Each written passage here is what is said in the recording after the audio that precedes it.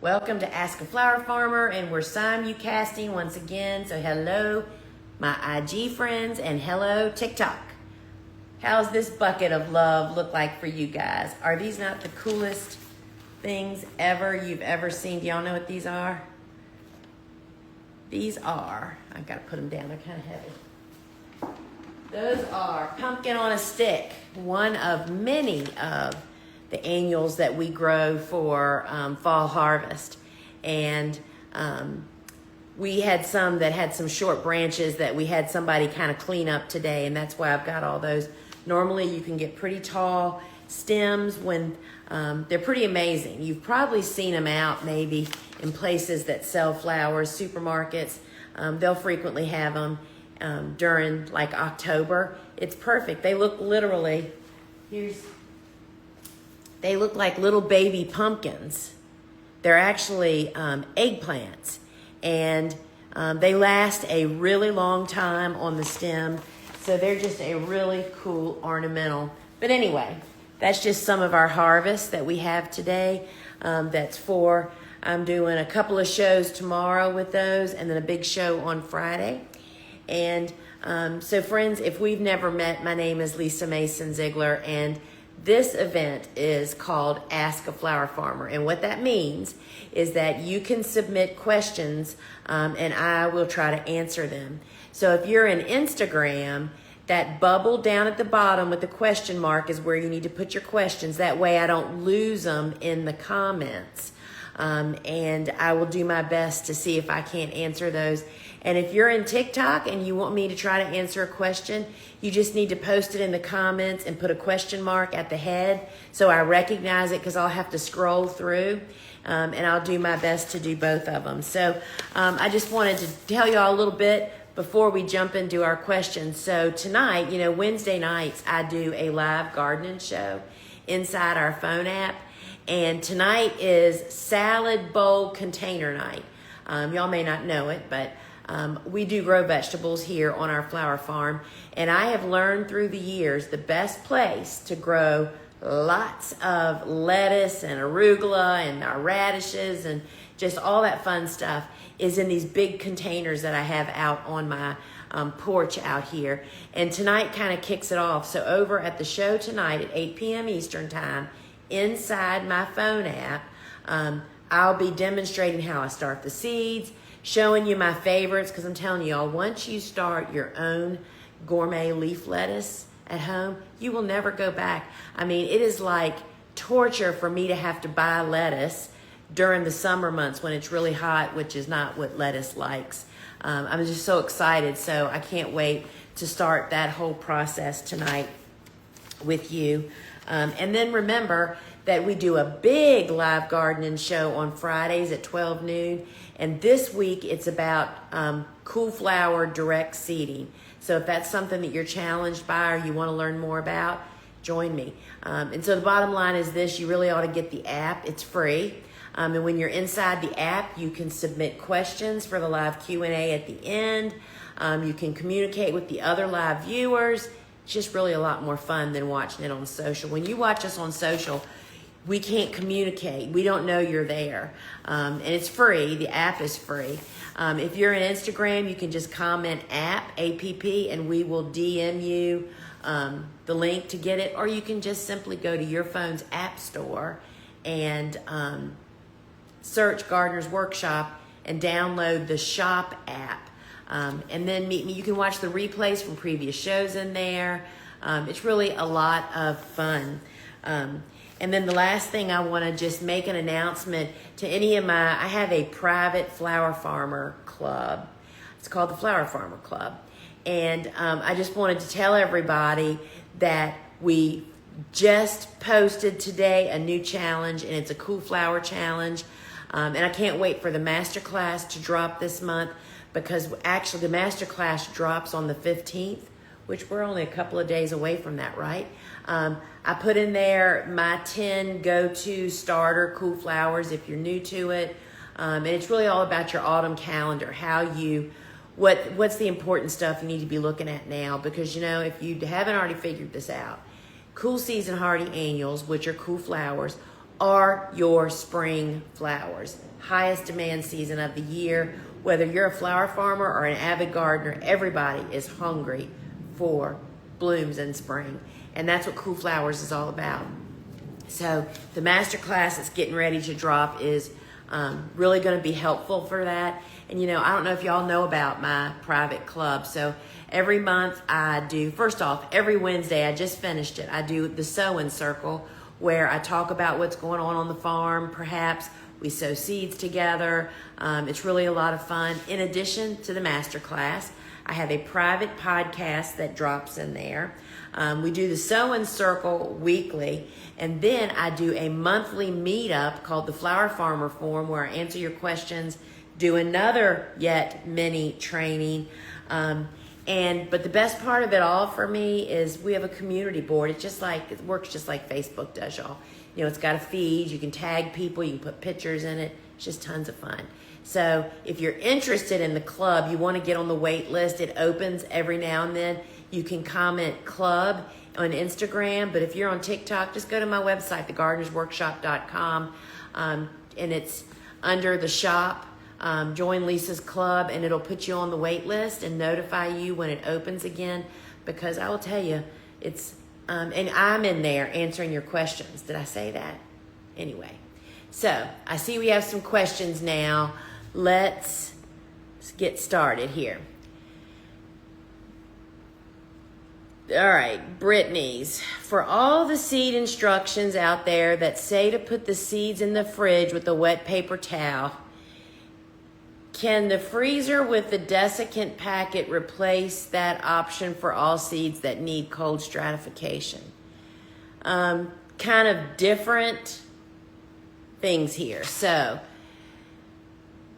the first set part of your question, where it says the instructions when they say to put seeds in the fridge with a wet paper towel, that is to test for either to sprout seeds, because you're going to plant them sprouted, or to see if they germinate and to do like a germination test. So that's what the wet paper towel is about. We don't really plant or even sell any seeds that require stratification. So I don't do a lot of that. So I can't really speak to stratification. But when you see people talking about putting seeds in paper towels, typically it is so that they can see if the seeds are still viable or not. Let's see what else this says. Can the freezer with the desiccant packet replace that option for all seeds that need cold stratification? So I really think that's two different processes, my understanding. And again, because let me just cut to the chase of the way that we do things, the way that I do things here at the Gardener's Workshop. There are so many easier seeds to start and grow as a commercial flower farmer. I'm not talking about a home gardener, totally different can of worms, right? But we just don't grow any seeds that require special handling. Everything we do is special handling, right? I mean, there are so many tasks and jobs and pieces to running a successful flower farming business that the seed starting part of it, which actually became one person's job, we just don't start those. So I'm sorry, I just can't help you. It's not that it's bad to do that. We've just never done it. My motto is that I feel that same way about plants or flowers that are kind of what I would name needy, that need a lot of intervention or maybe pest monitoring, all that. We just don't grow that stuff here, because what I've learned after being a successful flower farmer for 25 years, there are so many choices out there that don't need that. That is so much less work and need. That's kind of what we've done. So sorry, but I think you're talking about two totally different processes there, Brittany. Oh, I didn't hit the right button. Wait a minute, y'all. Supposed to hit that X. Me and technology. Sarah asks, my field lizanths has very tall but weak stems. What varieties do you recommend for field grown lizanths with strong, sturdy stems? So I don't really know what would cause soft stems. that's probably, I would guess and say that's from nutrition. But because I also grow everything out in the field, and we grew, we're doing a big, huge image project here on the farm, going through literally 31,000 of the images from my phone. Is that crazy or what, y'all? Anyway, we found some images of back when we used to plant 8,000 to 10,000 lizanths seedlings every very early spring. Oh my gosh. So let me tell you what my go-to lizanths process is. The challenge with growing in a field versus growing in a hoop house, which I have no hoop houses nor greenhouses, I can't have any, I'm in the middle of the city, right, is to get taller stems out in the field. And I don't know, we're not going to talk about the science of why they're shorter when they grow out in the field.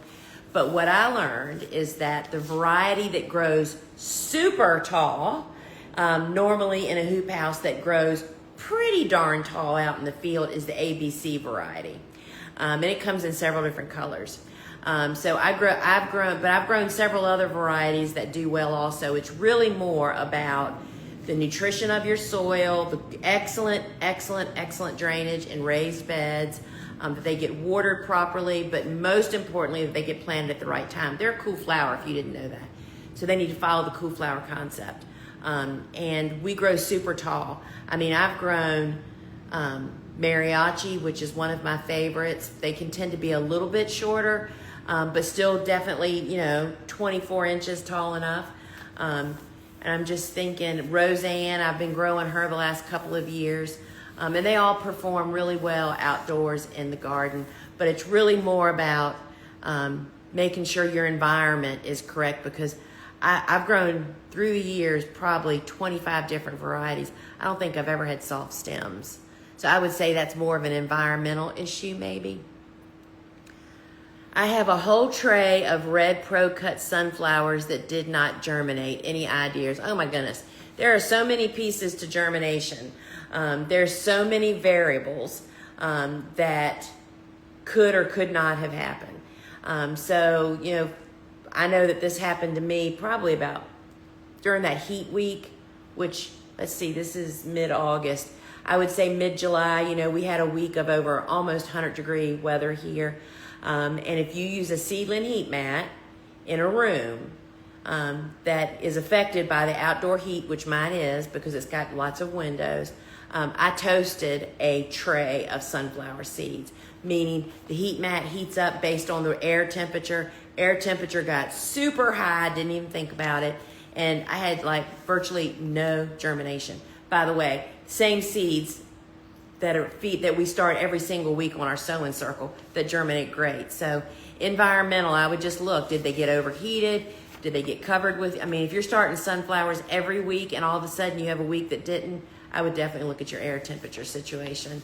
Or, if you've changed soils, there's lots of different reasons why that could happen, right?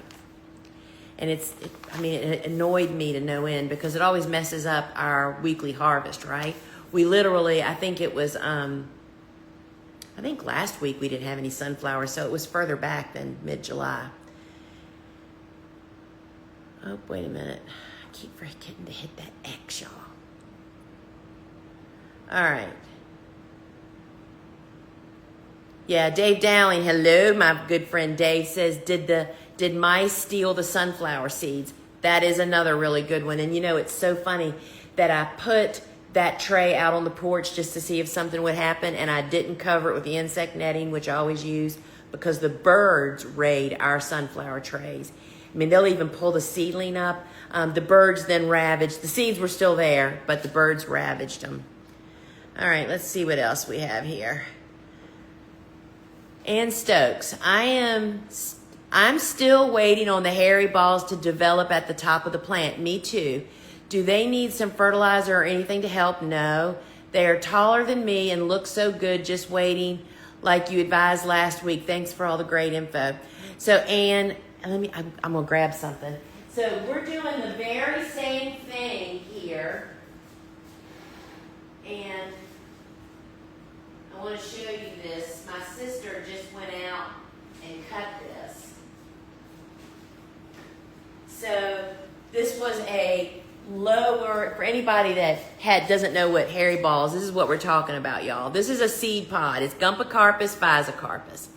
And this is probably one of the funnest crops we have ever grown. And so it is a non-native milkweed. It is a host plant to monarchs, but it is not native. And it's tropical. So you plant it, you know, like when you plant tomatoes, and then it grows all summer into this giant plant, and it gets these little insignificant flowers.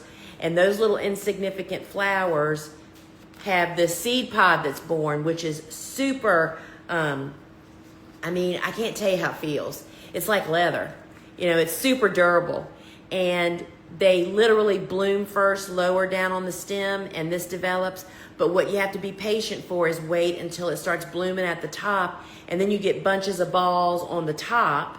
And this is a little really bigger than what I like to use them for. I'll tell you this, when we sold to supermarkets, we could never have enough of these. They would buy them all. People just loved them. So yes, and just keep waiting. Literally, usually, let's see, this is August. Late mid-September to October is usually when we are harvesting hairy balls. And again, harvesting them when they're about this big, when there's a clusters of them at the top, is just remarkable. I mean, everybody loves them. So, hope that helps. But I understand, I have the same patience issue. Are you still starting sunflowers? When is your last succession? Yes, I am still starting Procuts sunflowers. That's the part that a lot of time people don't realize. You know, sunflowers can be as quick as 45 days from seed to bloom, which I think that's called, I forget its name. Seed's never available is why we don't grow it, because I would. The ones I grow are Procuts, and those are 50 to 60 days from seed to bloom. So that means I can start them up to 2 months before my first frost, which is mid-November. So I'll be starting them for another month at least if I don't push the envelope. But that means you got to grow the right ones, and you have to know your first frost date.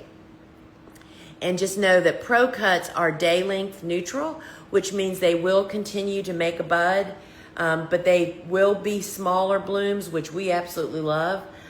So check that out. Is it too late to sow the sunflower cover crop you've talked about? I'm in zone 10 with no frost until December. So Jenny, I would say yes, because it's not just about warmth, it's about day length.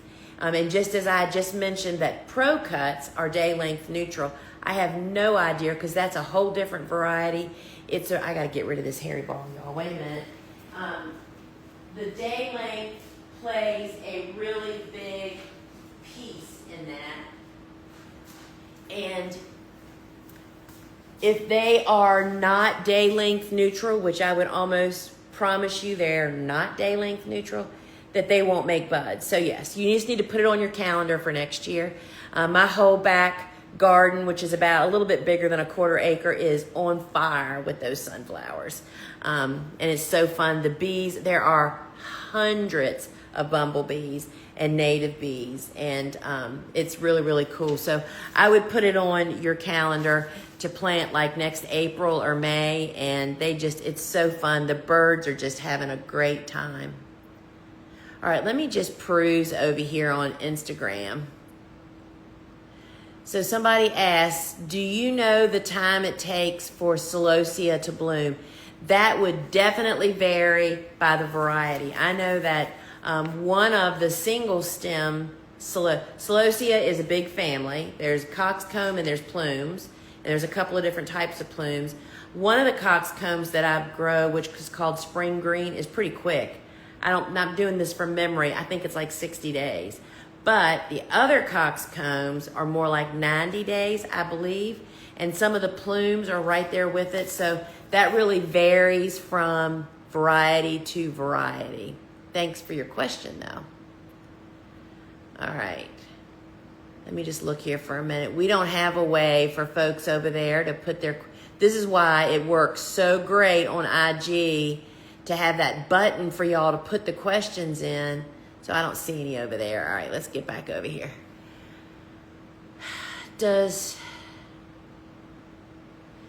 So Brittany is asking, and I can never pronounce this one, it's Phacelia. And I've never grown that, so I have no idea. I know it is. I have seen it listed in the cover crop, but I have no idea. And so that's one of those things you would definitely have to test. The trouble sometimes with trying to use cover crops as cut flowers is, if you're a professional cut flower farmer, as we are, people that are selling your flowers, and if you're selling flowers, you should be a professional, is stage to harvest.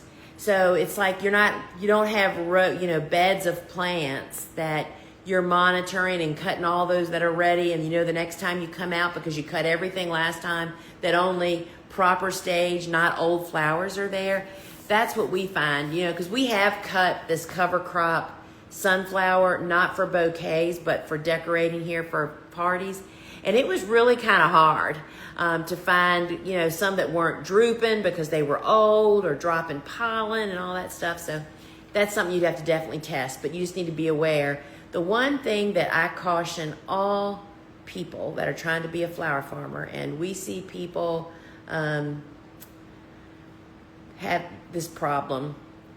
Not only are they selling old flowers, they cut flowers too late in their stage to harvest, right? But to not use a lot of what people call wildflowers. Cutting stuff from foraging is what the official word is. First off, did you know it's illegal unless you have permission? And you really need to be up on your game of what you're foraging, because there are definitely poisonous plants out there.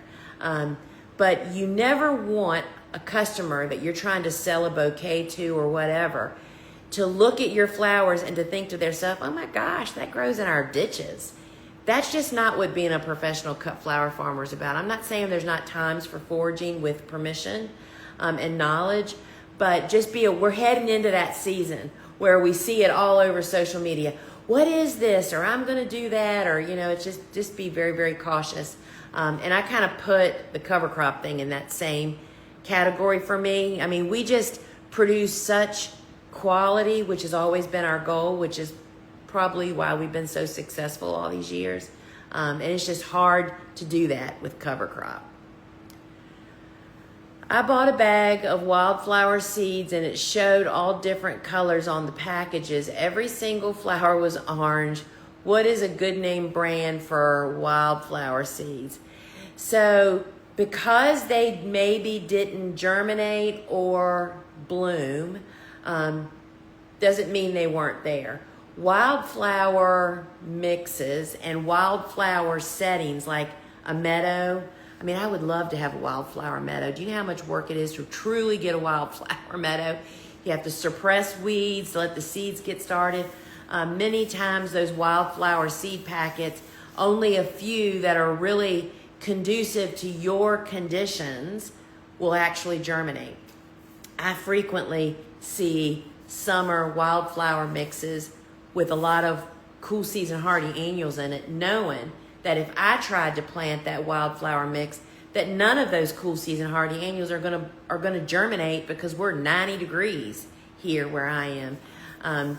So the only, I don't have a recommendation. I will tell you, I cannot remember the name of her company, but I bet if you search engine Miriam Goldberg, is it Goldberg? Search engine wildflowers, Miriam Gold, and I bet it'll come up. She had a book published at the same time I did for Cool Flowers back in 2014, and she is definitely a quality. They sell seed all over Canada and the United States. So I would say go to Miriam and get her book. Her book's really great, and for people that have had questions about stratification and all that mess is in her book. But Miriam Gold, I think it's Goldberg, but if you search wildflower and that Miriam Gold, I bet it'll come up. That's where I would probably go if I was going to try to plant gold. And she has all the information on her website too of how to go about that, which just helps you to be much more successful. All right, I'm just looking again. So here's one. Oh, wait a minute. Hi, can you plant on top of rust area where snaps were once planted? So that's a really great question. So we always have, because I'm a succession farmer, meaning I plant multiple times throughout, cool season, early warm, mid warm, late warm, more cool. It's constantly. And the way that we do that actually naturally rotates our crops throughout my gardens here. And that really helps you to not do that. Of course, rust, just like mildew and zinnias, those spores live in the soil. And if there's another plant that's susceptible to that, that can be a real problem. But at the very least, you don't want to plant snapdragons there again. For me on my farm, I used to be able to have a 5-year window of the way that we move things through, which really helps to deplete the bad stuff. Plus, if you are cover cropping and or adding compost and other organic matter, all of that just helps to dilute those problems. And so I hope that helps. And if you, succession planting is the secret sauce to flower farming. I'm an annual grower. I grow primarily annuals, and that's because I have small space. I need the biggest bang for my buck out of every square foot that I garden in. And that's where succession planting is so much less work than what people think. But we tend to make it so complicated, is why it seems that way. My book, The Cut Flower Handbook, which you can find it in bookstores everywhere or on my website, would love to sign one for you. As well as when you buy it from us, you get a bonus. And it really guides you on succession planting and makes it really simple. But that's the secret. It doesn't matter if you have 1 20-foot bed or an acre. It's the same concept that is applied to all of it. So hope that helps. But yes, you would try to not plant snaps there. And I just love it that you guys are sharing over here on TikTok. Love that. And that's a new feature on Instagram that you can share posts. Would love for you to actually share. Oh, it was Miriam Goldberg, Wildflowers. Thank you so much. Oh, thank you for doing that. Miriam and I both were first-time authors with we call it a boutique publisher. That's a publisher that is a little smaller and great for people like us that had never written a book. We have the knowledge, but we've never done that process. And she was really an interesting, fun person we didn't work together, but we collaborated and commiserated is what we did.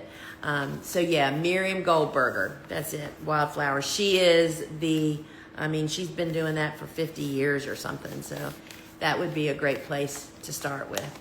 So friends, I am going to, let's see. Oh, we do have one more. Do you treat bacterial leaf spot on zinnias or just pull them out? That's a great question.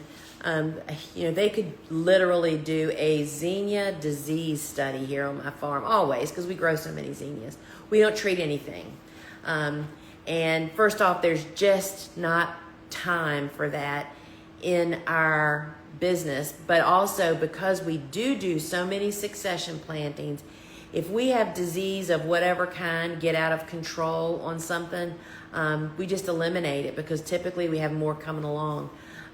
So yeah, and that is one of the things that, John Dole, who does all of Dr. Dole at NC State, he does all the cut flower research about vase life and great new plants and all that stuff for the cut flower industry. And he and I talked recently, back last November, about different vase life issues with zinnias. And he has come to the conclusion that many of us have. It's really about the health of the stems coming in from the field. Things like something that's called Zena Meltdown, where all of a sudden all your zinnias literally melt down in the stem like almost overnight. And that is based on disease presence out in the field. So there's always great reasons to grow really healthy plants. And of course, rotating is really important to that too. So thanks for asking that. But no, we do not treat. And so we just don't find it necessary. We just work really, really hard to grow healthy. And then when they're not healthy, we eliminate them and just move on to something else. I will mention that one of the flowers that we became a real stand-in for us, especially when we were doing big bouquet programs, in midsummer because I mean, classic Virginia is rain all the time, heat and humidity. I mean, it's like a disease incubator, right? And so we, in midsummer, especially for our bouquets to supermarkets, we did not put zinnias in them. They just didn't last long enough at that point. Straw flowers became a really big player for us. That's a cool flower, by the way.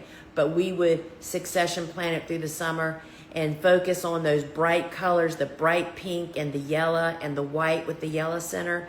And I mean, nothing is a zinnia, but in a pinch, those will work really, really good. So friends, thanks for joining me here. Remember, tonight is the live gardening show inside my phone app.